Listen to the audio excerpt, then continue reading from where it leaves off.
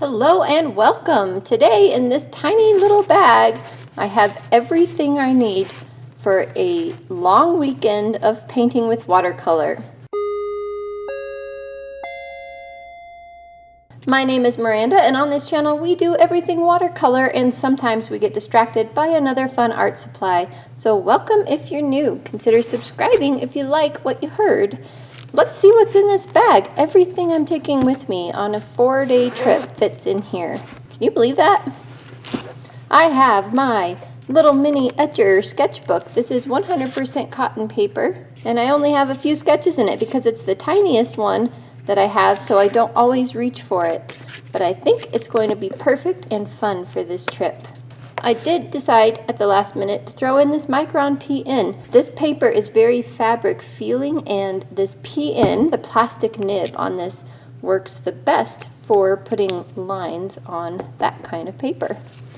I have a little bit of washi tape. This was a gift from one of you subscribers. Thank you very much. I'm going to take that with me in case I want to tape off borders or tape down a page or something like that. My kneaded eraser. It's very handy. I have rags. Yes, a big bunch of rags in there that fit because of what I'm using. You'll see that in a second. I'm going to need rags for sure. And one of these is a bamboo paper towel, and the rest are just like regular paper towels. I am taking water brushes and only water brushes. So no water containers, and that's very intentional. I think that I will only have a quick minute to pull this out and sketch something with my watercolors, and I'm going to just use this. So no time to pour water. I don't want to carry water. I don't want to carry water jugs. Water brushes are the ticket. I don't think I'm going to need this, but I have this really awesome clear ruler that I can use if I need it, and it fits in my bag, so I might as well take it, right? Pencil. I love this one. It's Faber-Castell 0.7, but you can see I've shown it on my channel many times before, but when you put it back in, it's a blunt edge. Most pencils like this, when you have them, they are still sharp even when the lead is in, and they can poke through your bags. But you can see the difference between these two, how blunt this Faber-Castell pencil is once it's retracted. I love it. And this thing, I promised you back when I did those first few videos on this, and I will link those up there because at least one of those is pretty darn hilarious, that I would use this some more and tell you how I feel about it. So we are taking it. These are the 6 colors I put in that. I do have videos setting this up and everything on my channel, so you can go look for that. My little mixing chart, except I forgot to mix in the sap green with this, so none of the sap green mixes are in there, but that's okay. But this is the micro portable painter, and it's so cool. It's like a little novelty item, except this one is a useful novelty item, and it's just incredibly awesome. You can see that it comes all apart, snaps back together, and then you open it. You have your paint wells and all this mixing space. And you can put water in here if you want. It's just not the greatest for water unless you're sitting on a flat surface. So for like traveling and moving around, I think the water brushes are definitely going to be the way to go for this. So I'm really excited. I've only used it with these colors a few times. These are Mission Gold paints, and they're still very soft. You can see I just put like my fingerprint on that one by pushing on it. Interesting.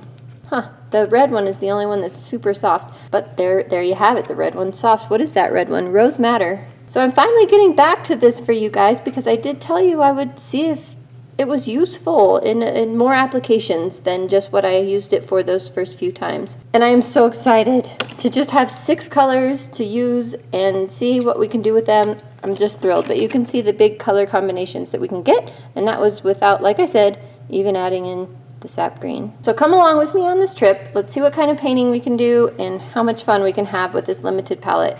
And here's the first view that I was going to attempt to paint. Obviously, I was going to try to avoid the motorcycles and the vehicles. I just wanted to paint the lake and some of the shores. I just clip it on. That works. It means you take up one of your mixing spaces, but it's kind of neat if you don't have a table or something to work on. That's cool. See what we can paint. Interestingly enough, I actually packed up this bag of goodies for a trip before this trip that you're seeing here, and I didn't get to paint on that trip. Or I guess I should say I didn't choose to paint on that trip. Anyway, it was a rally of people that own the special campers that I have. They're all aluminum and super fancy or whatever. Anyway, meeting lots of new fun people. We did trail rides on our razors and dirt bikes every day, and I never brought my paints out. But what I will tell you is after this trip here at Flaming Gorge, you can see my grandma in the corner up there playing with the dog. Anyway, after this trip, I realized how easy it was to pull out these supplies and just do a quick painting. Anywhere from 7 to 15 minutes and you'd have a painting done. And it was quick, easy, and I think I could do it anywhere. And I really built up my confidence about just pulling it out at any time. So I'm actually leaving for a trip again this weekend. So as you're watching this, I am in Moab, Utah again for business stuff. And I will bring this same set with me and we'll see what else I can paint. And I brought the 2 water brushes, but I only ever used the one with the bigger round brush tip, and I never had to fill the water brush back up with those 2 paintings. In fact, there's still water left in it.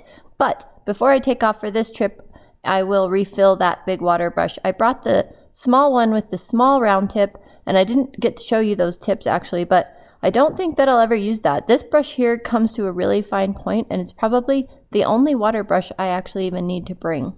And this is how this turned out. You can see my little setup there in the lawn chair. The next day I decided to just go sit out on some rocks, and this is on the back side of where we were all camped, and you can see the dog join me. So I am trying this view here, but of course I always do my own artistic interpretation of what I'm seeing. And apparently I didn't record the beginnings of either of these sketches, but oh well. You get the idea, and you get to see the end of it at least. You saw my original video where I was trying to use this travel palette in the vehicle. We were going down the interstate 75 miles an hour.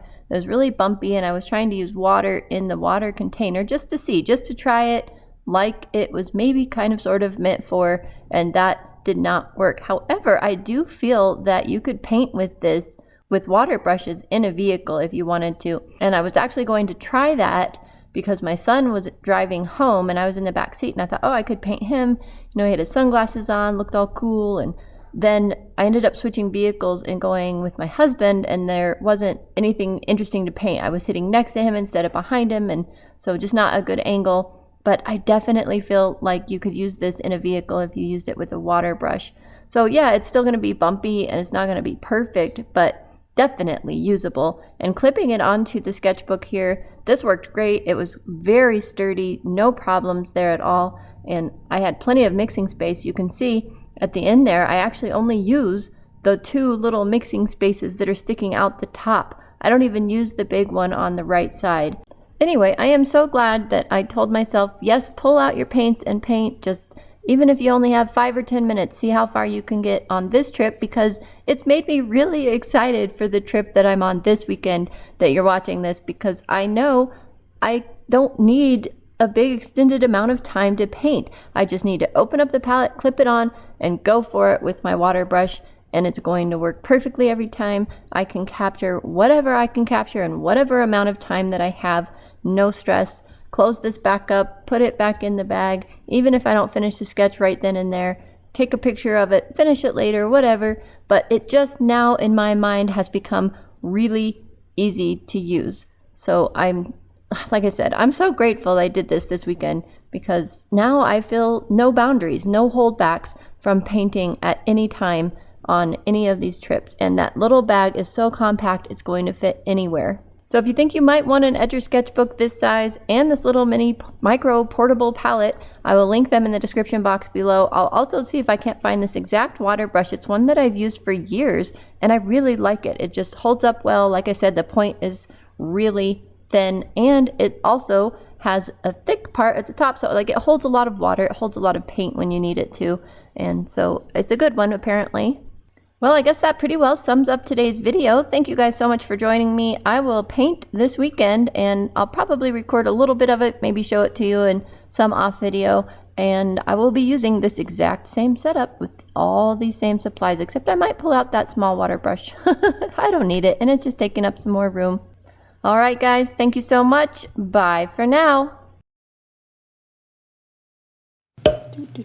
I don't even know how to read my own chart.